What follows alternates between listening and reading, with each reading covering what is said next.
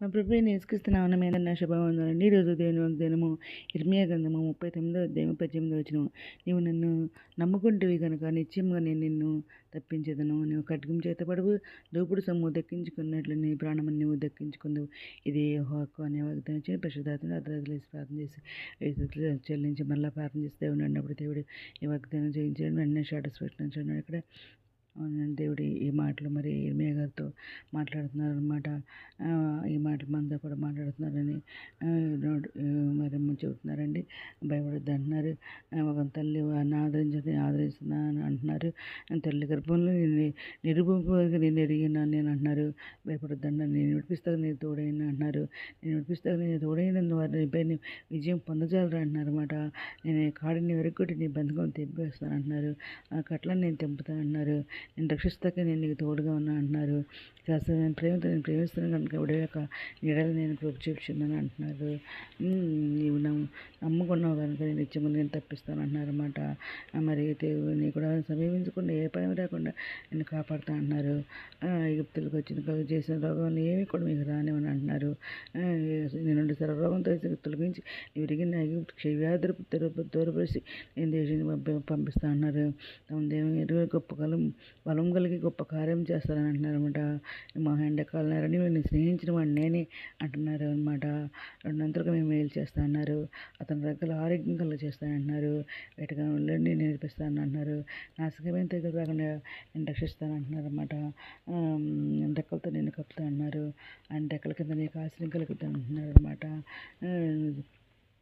ఎందుకంటే ఆయన నిజమైన దేవుడు, మన దేవుడు నమ్మదగినవాడు అనమాట. ఆయన నమ్ముకున్న వారికి ఏ మేలు కొలువై ఉండదనమాట.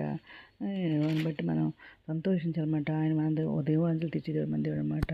మన మహోన్నతిని దేవుని నివాసం చేసుకున్నాం కాబట్టి ఆయనే మనకు ఆశ్రయం, ఆయనే మన కోట, నమ్ముకున్న సహాయకుడు అనమాట. భయం కలిగిన పాలన కలిగిన 18 మంది పోటీ చేయరు మనం భయపడకుండా ఉండాలన్నమాట. మన పక్కన 1000 మంది పడింది, మన కుడి పక్కన 10,000 మంది కూలిన అపాయం మన వద్దకు రాదు అని అంటున్నారన్నమాట. యెహోవాయే మనకు ఆశ్రయం అని మన మౌన్నత దేవుని నివాసం చేసుకున్నాం కాబట్టి మనకి ఏ అపాయం రాదన్నారు. ఏ తేలు కూడా సమీపించదన్నారు. మార్గములన్నిటిని మనల్ని కాపాడాక ఆయన మనల్ని వచ్చి ఆయన దూతలుగా కనిపిస్తానంటున్నారు. మన పాదాలకు ఏరే తొలకుండా వాతావరణ చేతులు ఎత్తి పట్టుకుంటా అన్నారు. ఎందుకంటే మనం దేవుడిని ప్రేమిస్తున్నాం కాబట్టి మనల్ని ఆయన ఏ ఆపద రాకుండా తప్పిస్తా అన్నారు. ఆపద నుంచి ఆరోగ్యం నుంచి అన్నిటి నుంచి మనం తప్పిస్తా అన్నారు. ఆయన ఎరువుగా కాబట్టి మనల్ని ఆయన కనపరుస్తా అంటున్నారు. ఆయన మనం పొందిన దెబ్బలతో మనం స్వస్థపరిచేది మన దేవుడు అనమాట. ఆయన పొందిన దెబ్బలతో మనం స్వస్థపరిచేది మన దేవుడు. శ్రమలో మనకు తోడైండి దేవుడు, మనం విడిపించి మనల్ని గొప్ప చేసే దేవుడు అనమాట. తిరిగి చేత మనం తృప్తిపరుస్తా అన్నారు.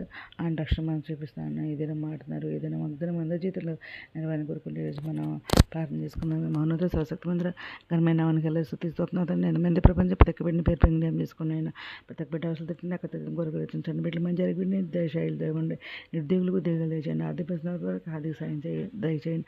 ఆరోగ్యంతో స్వస్థపరచండి. వేదనతో కూడా దర్శనపోయిన వారిని అవుతండి. రక్షణ వరకు రక్షణ దయచేయండి. మనం మిత్రులకు రాని మీరు శ్రేణి మీద పెట్టిన గొప్ప చొప్పున తొలగడం బాగా దయచేయమని మా ప్రభు పేరు చూడండి యేసుక్రీస్తు పరిశుద్ధమైన నామమున అడిగిడి కొంచెం ప్రార్థిస్తామండి. ఆమె ప్రభు సేవలో మీ సహోదరి. God bless you.